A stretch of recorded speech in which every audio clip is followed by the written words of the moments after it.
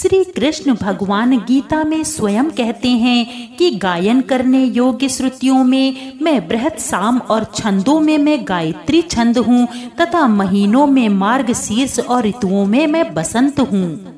शास्त्रों के अनुसार मार्गशीर्ष महीने का संबंध मृगशिरा नक्षत्र से भी है। इसी नक्षत्र के कारण इस माह का नाम मार्गशीर्ष माह पड़ा।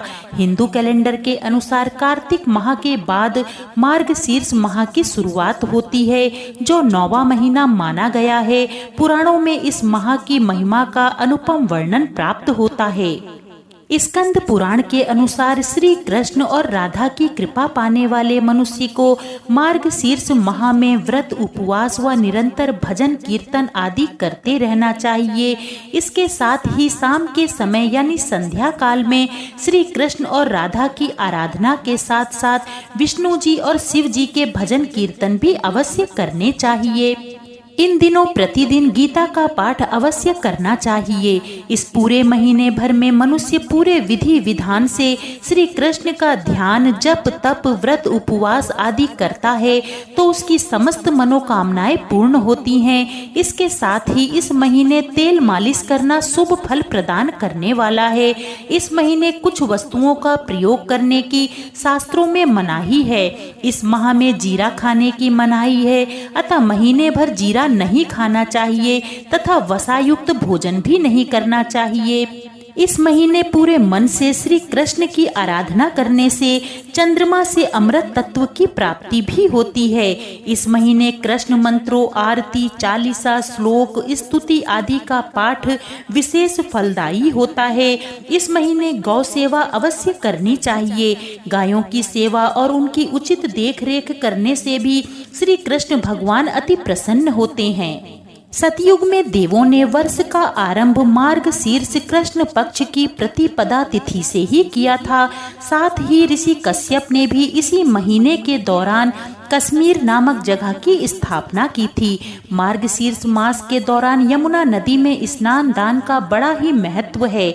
मार्गशीर्ष महीने के दौरान यमुना नदी में स्नान करने से भगवान सहज ही प्राप्त होते हैं। अतः जो लोग जीवन में भगवान का आशीर्वाद बनाए रखना चाहते हैं और हर संकट से छुटकारा पाना चाहते हैं, उन्हें मार्गशीर्ष के दौरान कम से कम एक बार यमुना नदी में स्नान करने अवश्य जाना चाहिए। लेकिन जिन लोगों के लिए ऐसा करना संभव नहीं है, वो लोग घर पर ही अपने स्नान के पानी में थोड़ा सा पवित्र जल मिलाकर स्नान कर सकते हैं। इस महीने में सांवले सलोने भगवान श्री कृष्ण की उपासना करना और पवित्र नदियों, तट या सरोवर में स्नान करना विशेष शुभदायी माना जाता है। इस महीने में किए गए हर तरह के मंगल कार्य विशेष फलदायी होते हैं। मार्गशीर्ष माह में कीर्तन करने तथा शास्त्रों का पाठ करने से अमोघ फल प्राप्त होते हैं। इसके अलावा श्री कृष्ण को अपना बनाने और उनकी कृपा पाने के लिए केवल प्रेम की साधना ही पर्याप्त है। इस महीने में अगर आप पूरे प्रेम भाव से श्री कृष्ण को पुकारेंगे तो निश्चित ही आपको इसका उचित फल प्राप्त होगा।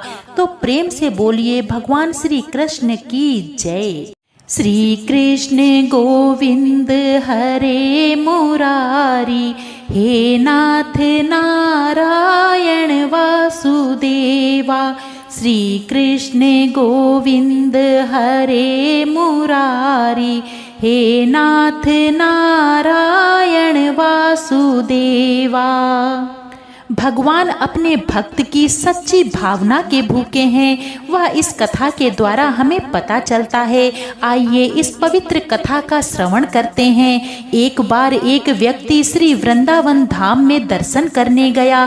दर्शन करके लौट रहा था, तभी एक संत अपनी कुटिया के बाहर बैठे बड़ा अच्छा पद गा रहे थे कि हो नयन हमारे अटके श्री बिहारी जी के चरण कमल में, नयन हमारे अटके श्री बिहारी जी के चरण कमल में। बार बार यह संत यही पंक्ति गाए जा रहे थे उस संत के मुख से।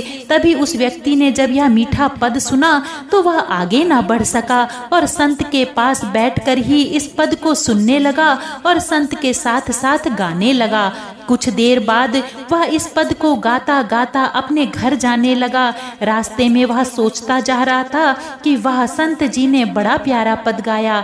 जब घर पहुंचा तो वह पद भूल गया। अब वह याद करने लगा कि संत क्या गा रहे थे। बहुत देर याद करने पर भी उसे याद नहीं आ रहा था।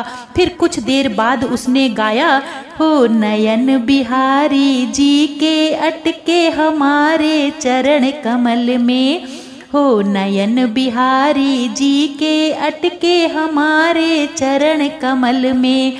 इस प्रकार वह अनजाने में ही उल्टा गाने लगा। उसे गाना था कि नयन हमारे अटके बिहारी जी के चरण कमल में, अर्थात बिहारी जी के चरण कमल इतने प्यारे हैं कि नजर उनके चरणों से हटती ही नहीं।